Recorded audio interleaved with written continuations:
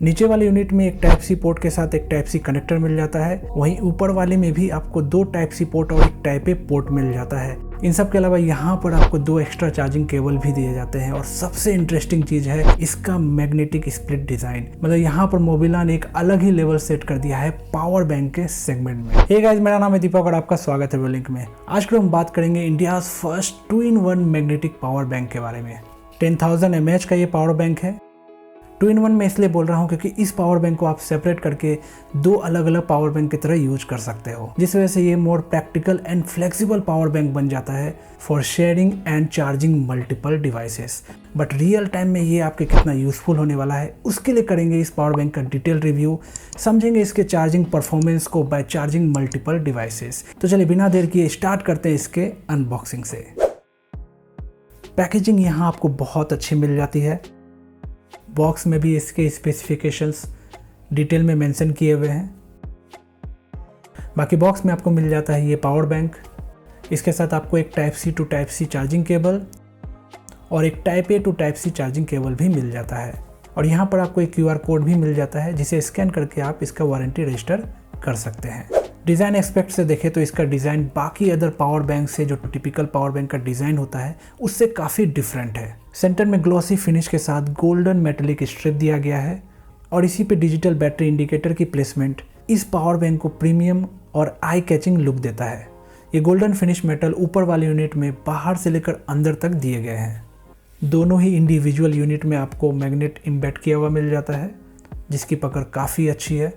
इस power bank का battery percentage जानने के लिए ऊपर वाले यूनिट में डिजिटल इंडिकेटर और नीचे वाले यूनिट में LED इंडिकेटर दिया गया है। दोनों ही यूनिट के लेफ्ट में आपको एक कंट्रोल बटन मिल जाता है जिसे एक बार प्रेस करके आप इसे ऑन कर सकते हैं और दो बार प्रेस करके आप इसे ऑफ कर सकते हैं। ऊपर वाले यूनिट में आपको टोटल 3 USB पोर्ट दिए गए हैं। लेफ्ट वाले टाइप सी पोर्ट को आप as a input output port use कर सकते हैं। सेंटर वाला type C port as a input port ही काम करता है और बाहर वाला टाइप ए पोर्ट आप as a output port use कर सकते हो। वहीं नीचे वाले यूनिट में भी आपको एक टाइप सी पोर्ट मिल जाता है और इसे भी आप as a input output port use कर सकते हो। और साथ में यहाँ पर आपको एक टाइप सी कनेक्टर भी मिल जाता है जिसके थ्रू आप अपने डिवाइस को या फिर ऊपर वाले यूनिट को भी चार्ज कर सकते हैं। LED इंडिकेटर के नीचे मोबिला का ब्रांडिंग देखने को मिल जाता है। इस पावर बैंक में आपको एक type A to type C और एक type C to type C charging cable मिल जाता है और ये दोनों ही डिटैचेबल है। हालांकि दोनों की लेंथ काफ़ी कम है बट दोनों का बिल्ड क्वालिटी काफ़ी अच्छा है। इस पावर बैंक की भी बिल्ड क्वालिटी काफ़ी अच्छी है।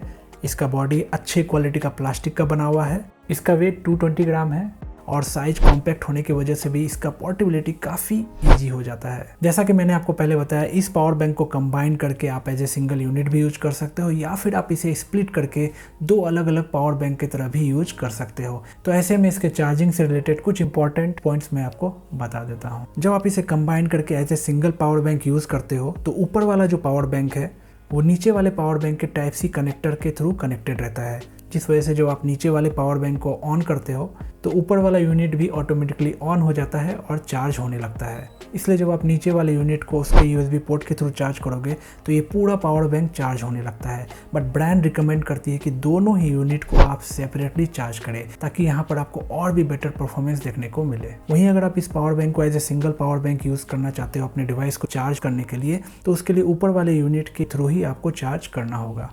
बाकी अगर आप इसे 2 सेपरेट यूनिट की तरह यूज करना चाहते हो तो इनके इंडिविजुअल USB पोर्ट के थ्रू आप अपने डिवाइस को चार्ज कर सकते हो। अब बातें करते हैं इसके चार्जिंग परफॉर्मेंस के बारे में, जिसके लिए मैंने यहाँ पर 3 डिफरेंट डिवाइसेस को चार्ज किया था इस पावर बैंक के थ्रू। एक है iPhone 15, दूसरा है Samsung Galaxy M30s और तीसरा है iPad Air 4।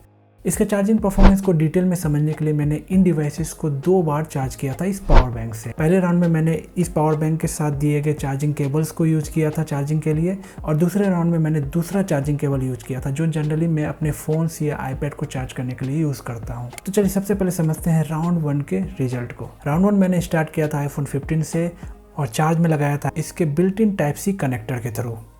पूरे रिजल्ट्स के दौरान जो भी रिजल्ट्स मैं आपको बताते जाऊंगा आप किसी भी टाइम स्क्रीन पॉज करके सारी चीज़ें डिटेल्स में देख सकते हो। किस टाइम मैंने स्टार्ट किया था, किस टाइम एंड किया था, कितने बैटरी परसेंट पे स्टार्ट किया था, कितने बैटरी परसेंट तक मैंने इसे चार्ज किया था, ये सारी चीज़ें मैं डिटेल में आपको स्क्रीन पे दिखाते जाऊंगा। सो फर्स्ट चार्जिंग रिजल्ट में अगर यहाँ पर एवरेज चार्जिंग रेट देखें तो 30 mAh पर मिनट का चार्जिंग देखने को मिलता है। मतलब 1 आवर में यहाँ पर 1800 mAh का चार्जिंग मिल रहा है। सो इस हिसाब से अगर देखा जाए तो ये आईफोन 15 2 घंटे में फुल्ली चार्ज हो जाएगा। नेक्स्ट मैंने सैमसंग गैलेक्सी M30s को चार्ज में लगाया था इसके type C to type C cable के थ्रू, और इस रिजल्ट में अगर एवरेज चार्जिंग रेट देखे तो 36 mAh पर मिनट का चार्जिंग देखने को मिला है। सो उस हिसाब से ये सैमसंग गैलेक्सी M30s 3 घंटे के अंदर ही फुल्ली चार्ज हो जाना चाहिए। नेक्स्ट मैंने दोनों ही यूनिट को कंबाइन करके आईपैड एयर 4 को चार्ज में लगाया था इसके type A to type C charging cable के थ्रू। इसमें मुझे 29 mAh पर मिनट का एवरेज चार्जिंग रेट देखने को मिला। सो अगर यहाँ कैलकुलेट करें तो 4.5 घंटे में इस केबल के थ्रू ये आईपैड फुल्ली चार्ज हो जाना चाहिए। राउंड 1 के लास्ट में जो बैटरी बचे थे पावर बैंक में, मैंने आईफोन 15 को फिर से चार्ज में लगा दिया था, लेकिन इस बार type A to type C charging cable के थ्रू, और इसके रिजल्ट को अगर देखें तो 25 mAh पर मिनट का यहाँ पर एवरेज चार्जिंग रेट देखने को मिला है, जो कि पिछले बार से थोड़ा कम है।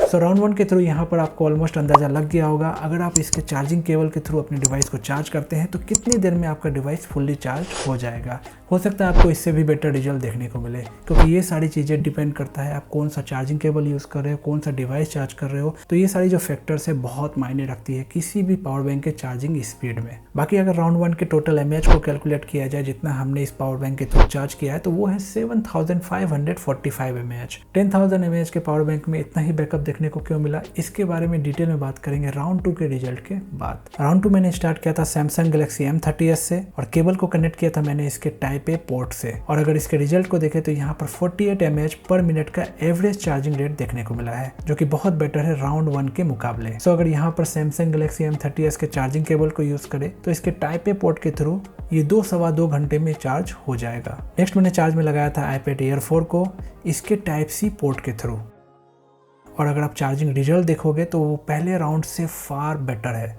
66 mAh का एवरेज चार्जिंग रेट देखने को यहाँ पर मिल रहा है। सो आईपैड के इस charging cable plus power bank के टाइप सी पोर्ट के थ्रू ये आईपैड 2 घंटे के अंदर फुल्ली चार्ज हो जाना चाहिए। नेक्स्ट मैंने आईफोन 15 को चार्ज में लगा दिया था दोनों यूनिट को कंबाइन करके सेम चार्जिंग केबल से।